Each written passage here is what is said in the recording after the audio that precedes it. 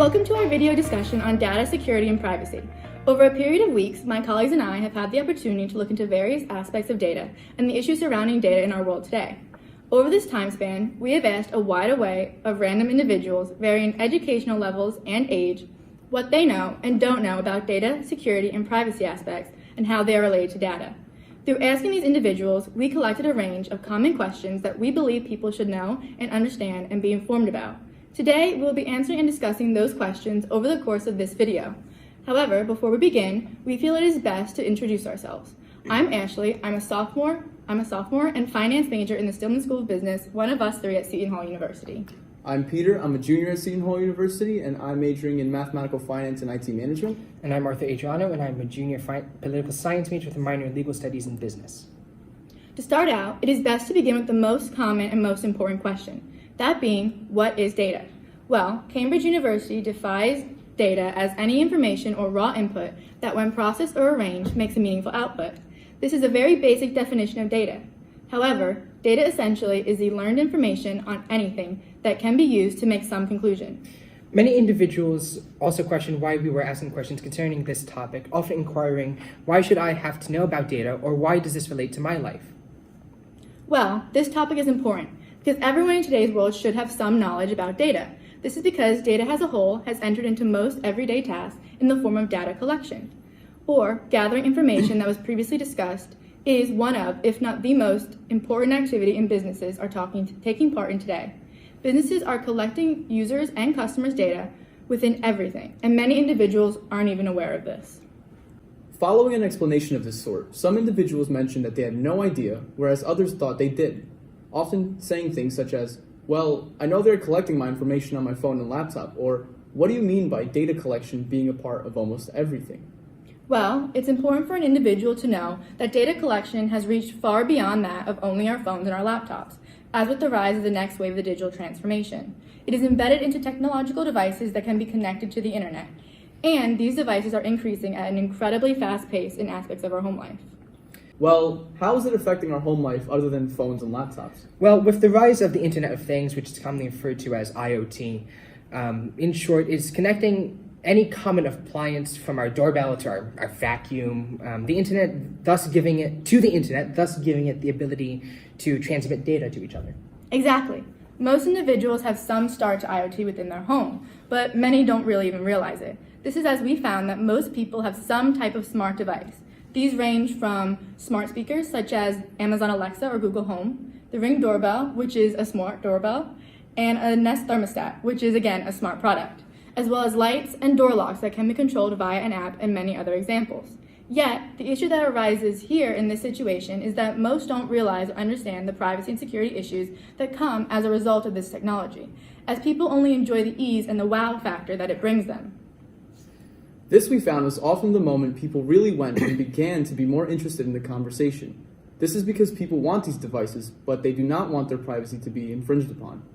Here, individuals would ask, what privacy issues? Or how does my specific device have security issues? First, let's take the Amazon Alexa, which was a common device. There are many issues within Alexa and smart speakers today. For instance, people back in May, after a CNET investigation, became aware that Amazon does not fully remove users' personal data from the device, even after the user deletes it from the device. The company later came out saying that they do keep the data until the audio is deleted. However, some of this information upon deletion is kept in the form of text transcripts and are not fully removed. Amazon claims this is because the company has to scrub the data from various parts of its global data storage systems, or that in some cases, Amazon chooses to hold on to the data without telling the user. This is because Amazon devices could be hindered by the data being deleted, or because it could be analyzed to greater improve Alexa's machine learning. So, regardless if you agree with it or not, Amazon may know what you're asking your device what to do. Another device is the Ring doorbell, a home security smart home device owned by Amazon that allows users to answer the door from anywhere using your iOS or Android smartphone through a built-in app connected to the doorbell security camera. This device is also under a lot of scrutiny as the users don't own their video footage data like one would assume. This issue arose as individuals uncovered that Amazon's TV advertisement used actual security footage from users' personal devices. The Amazon company collected pictures of individuals' faces and posted them in conjunction with the accusations that they were guilty of a crime, all without asking the person pictured or the owners of the cameras. They technically, according to the terms of service, have the licenses to have an unlimited, irrevocable, fully paid, royalty-free, perpetual, worldwide right to reuse, distribute, store, delete, translate, copy, modify, display, sell, create derivative works in relation to the footage taken from your front door. This means that Amazon will have access to see who and when anyone or thing comes to your front door. Now, even though many had some sort of these home devices, we did encounter those with none. However, this does not mean that they have not fallen victim to data collection, mind you, in their everyday life, because they had. So what else intakes data besides home accessories? So another home source of technology that companies are using within our lives to collect data comes in the form of wearables, in which this term to many people have never heard of. But essentially, a wearable is any electronic device that is meant to be worn on the person's body. These technologies are gaining popularity, taking on various forms. Some of these include smartwatches like the Apple Watch, fitness trackers such as Fitbit, as well as many more complex products, including the Google Glass, Microsoft HoloLens, and Starkey's Livio IA hearing aids. Again, we come across the question of how these specific products impede on our privacy today. Well, the most common wearable currently are smartwatches and Fitbit trackers, as 1 in 6 adults now own a smartwatch. And the number is increasing. Exactly, and this number is increasing. This is because technologies are incredible, and they are allowing for many positive things for individuals. However, these wearables, which are meant to monitor heart rate, calories, and track users' running route, cause privacy concerns, as companies such as Amazon are essentially feeding off the intimate information that they are gathering. For instance, this information is as intimate as one's sleeping habits or salt levels in one's sweat, and can eventually be used against customers. One individual asked the important question concerning this issue, that being, don't positive applications outweigh the negative? Well, this answer is complicated.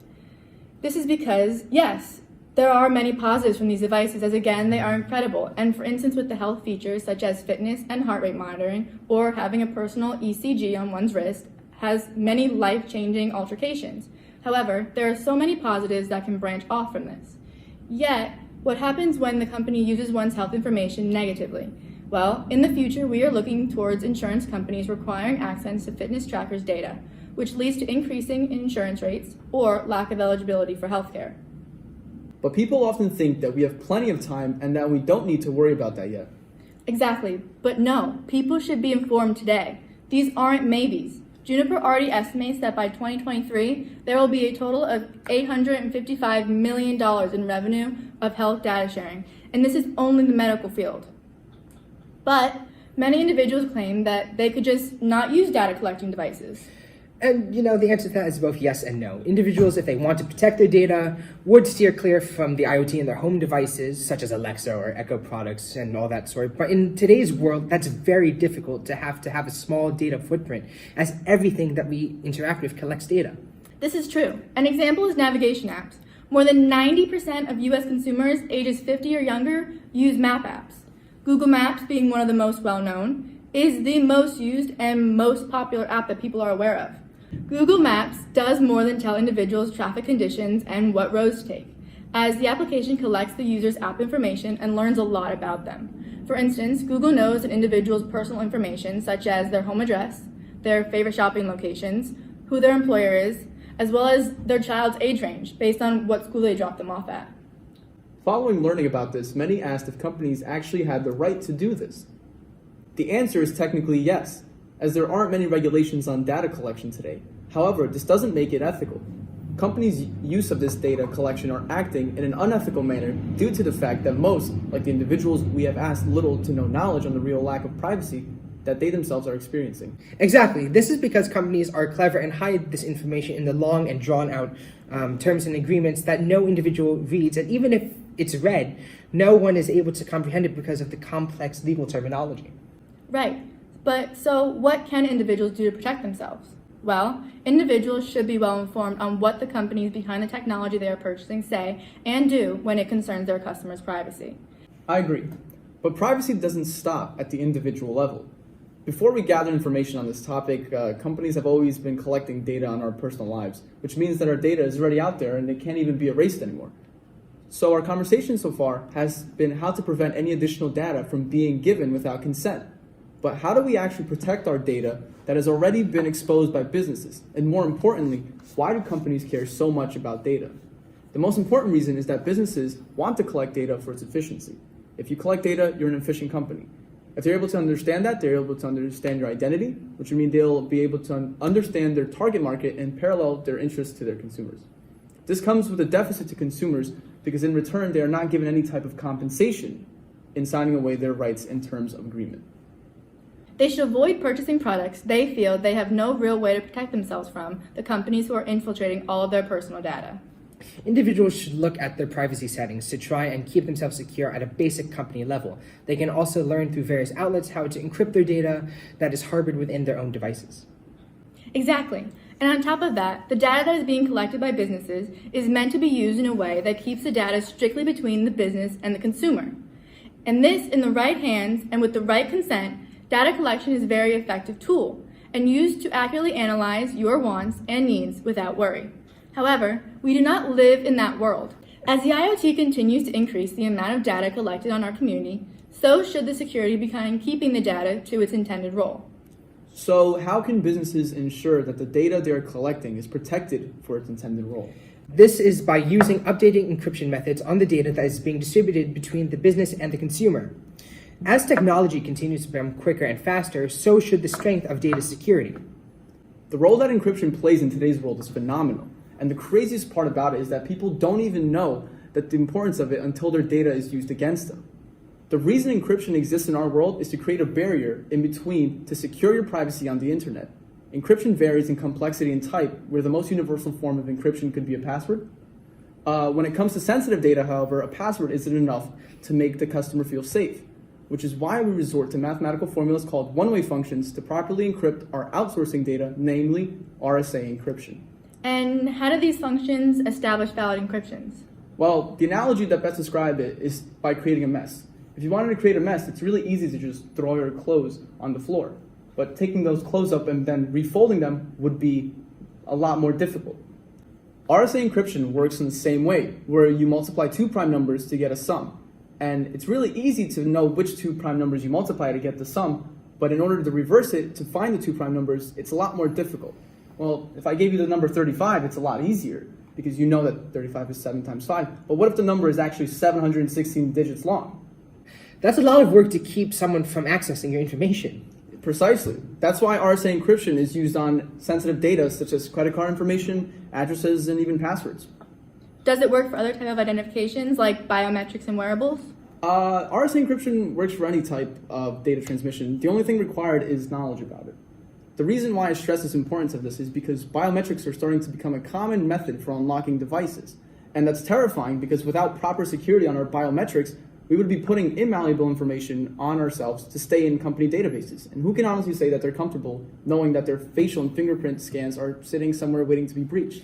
Not only are the biometrics at risk, but because of the exponential success in AI and machine learning, scientists have been able to use brain monitoring devices called EEGs to track electric signals in the brain and distinguish thoughts by seeing the patterns of brain activity that occur when thinking about objects such as a square, a circle, or even a number. So that means that scientists will eventually be able to record what we are thinking without even blinking. Right. And with the technology that has already been tracking us, we can all agree that privacy and security of extremely sensitive information is going to need some revamping in order to properly adapt to the technological future. I mean, some of this stuff could completely restructure the way that we view the world. If biometrics are going to break the final barrier between human privacy, then the ethics of the technology are going to be put in question. Using user data for predictive analytics is one thing, but even that doesn't cross the line that personal. Also, with the ability to practically read minds, it could definitely alter the procedures in government as well. For example, the First Amendment is commonly known as the right to free speech. Once we factor in the brain reading tech, would that really imply we have the right to free thought? Would the government be able to use people's thoughts as evidence against them? Probably not, because some people think certain thoughts but don't act on them.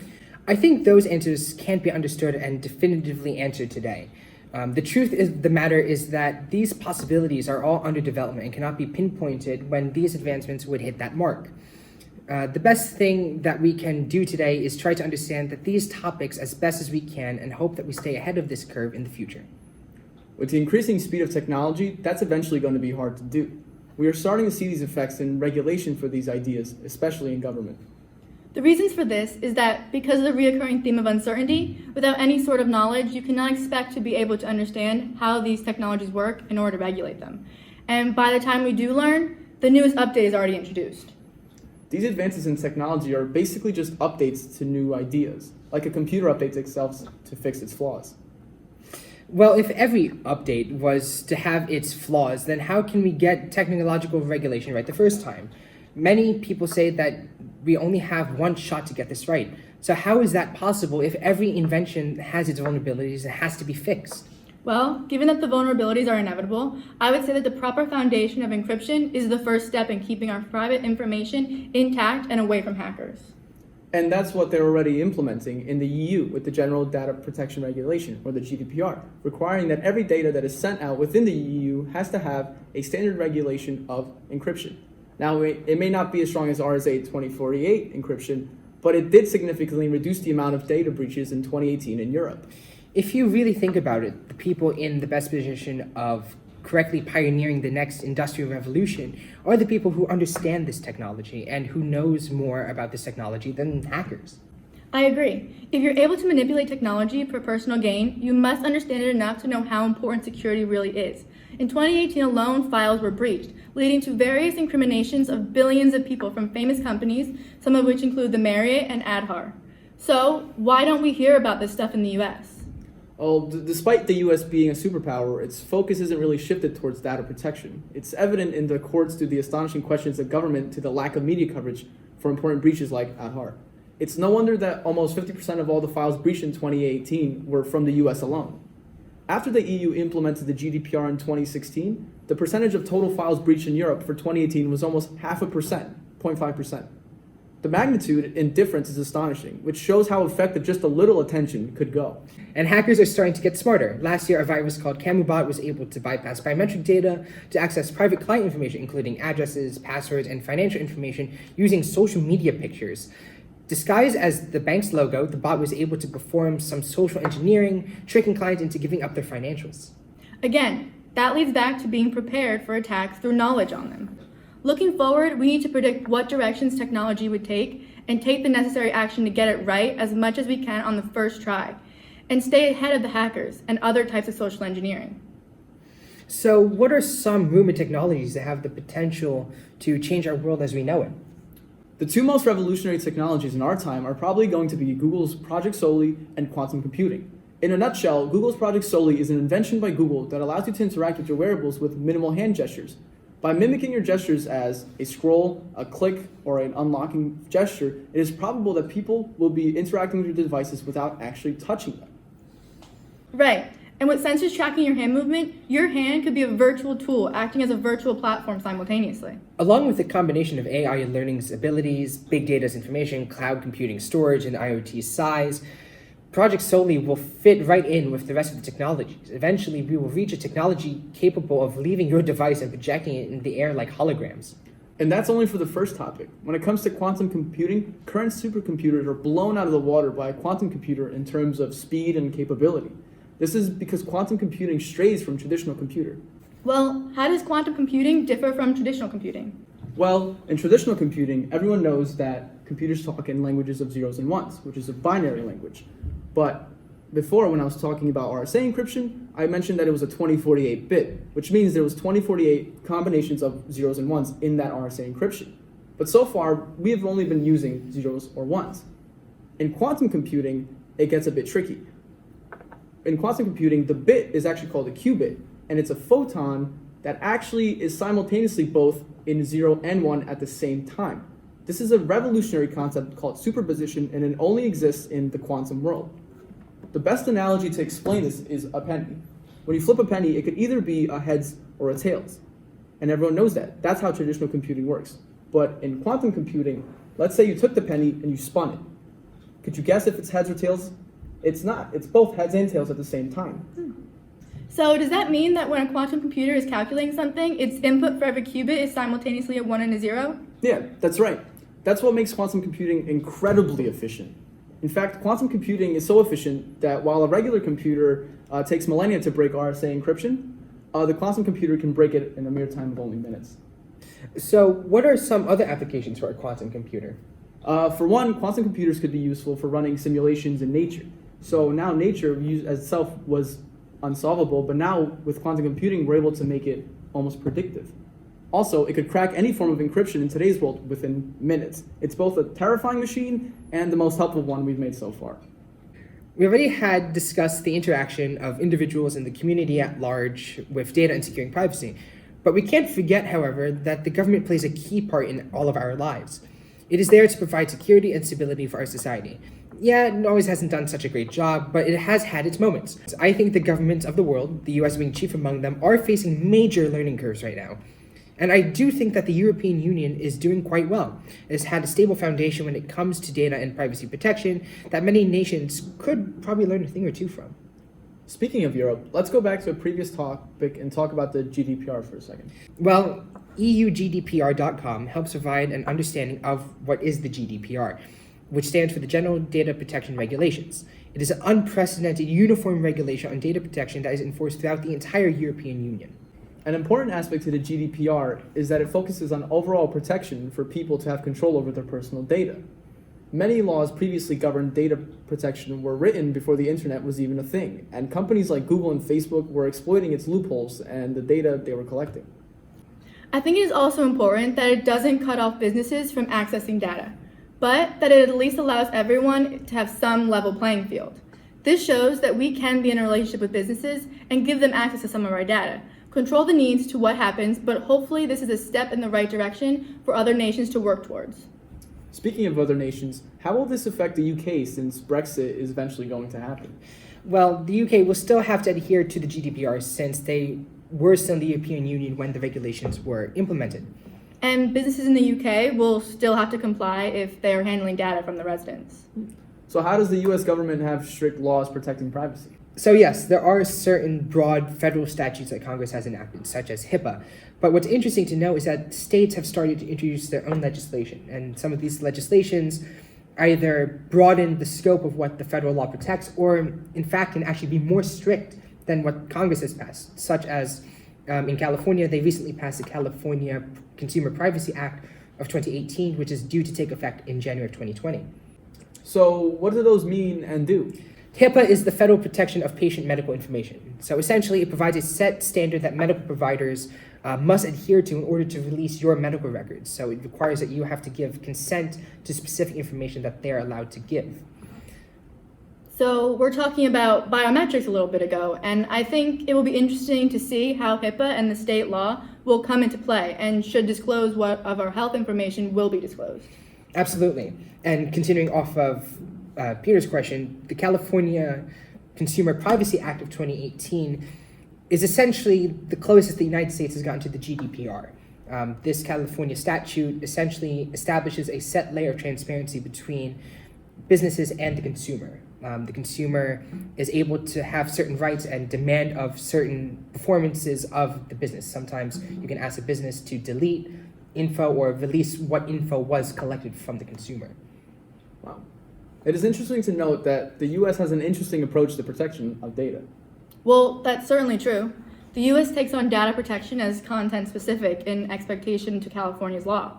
So, in other words, the US protection of data material and specific circumstances for data disclosures and privacy can only be breached under controlled measures.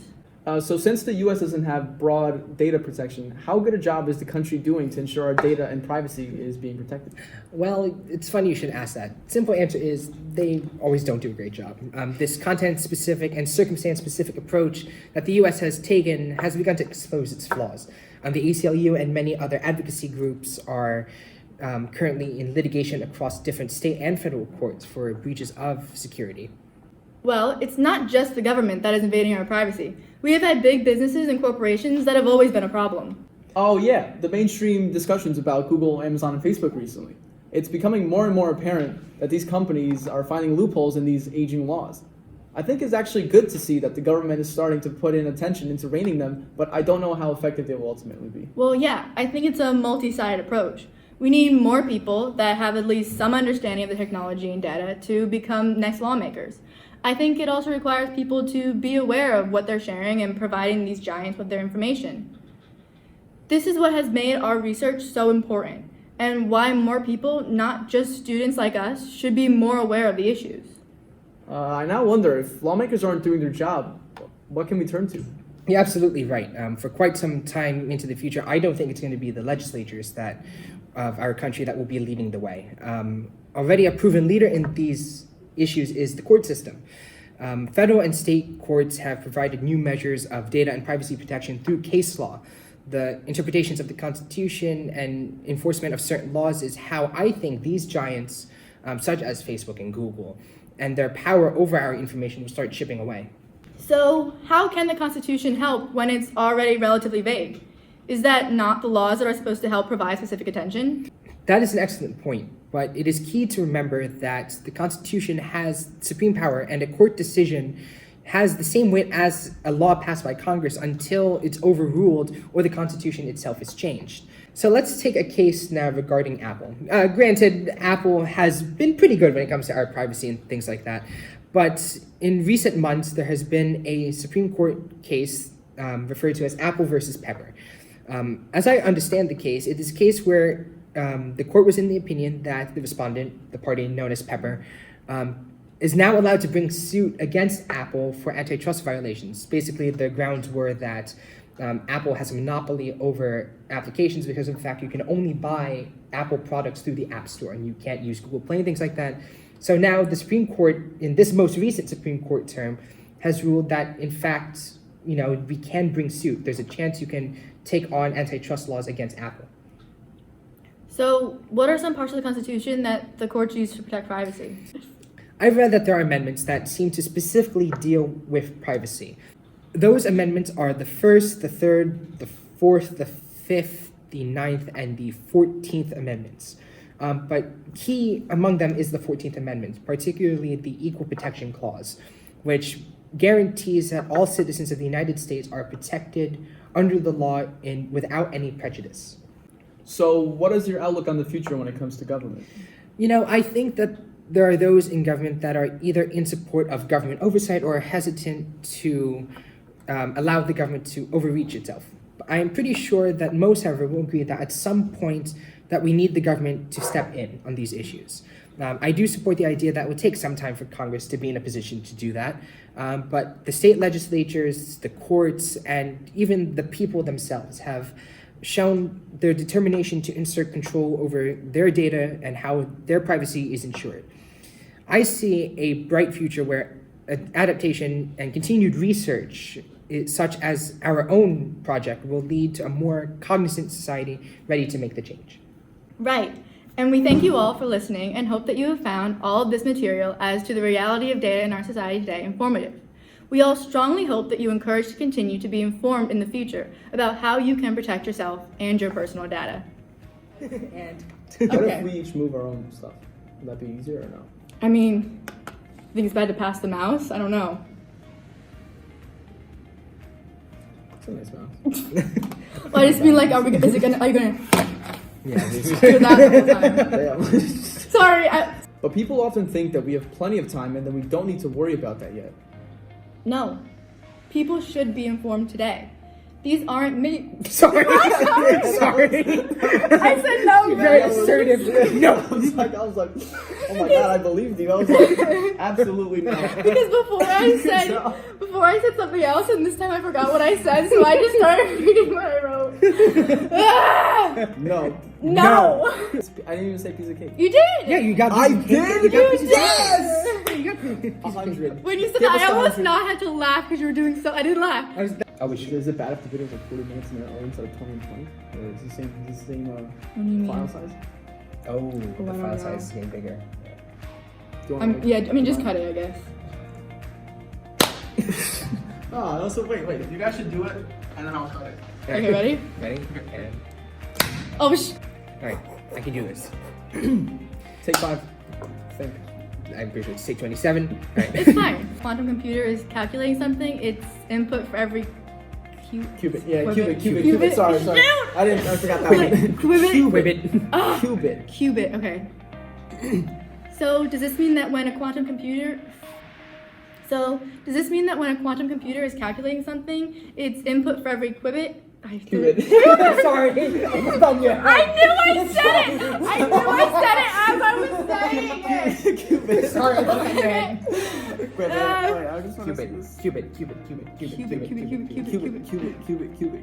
Oh my gosh. I knew. HIPAA, but the states have started to introduce. I heard you say. My brain hurt. My brain. I'm having a stroke. It's fine. All right. Well, it's not just the government that is invading our privacy.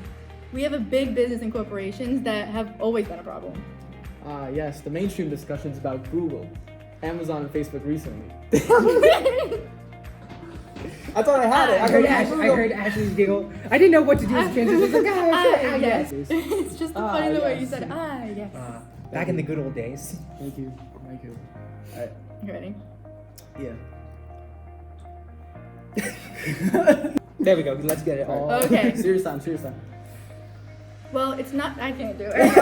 Look at him. Don't look at me. No, look at me. Don't look at Look at him. That's not helping. So I've read that there are pretty much 6 predominant amendments in our Constitution that seem to specifically deal with privacy. The first is the first. Yeah. Well done, Ori. Yeah. 2nd grade math. All right. Stupid idiot. Yeah, the first one is the first one. Yeah. Good job. I'm mad. I swear I deserve to be in college. All right. We all strongly hope that you encourage to continue to be informed in the future about how you can protect yourself and your personal data. Yes. That was loud. Wow. Your ears are ringing. That That was really loud. That was good. And with the band. Wow, 6:45. It was a whole 3 hours less than the clock.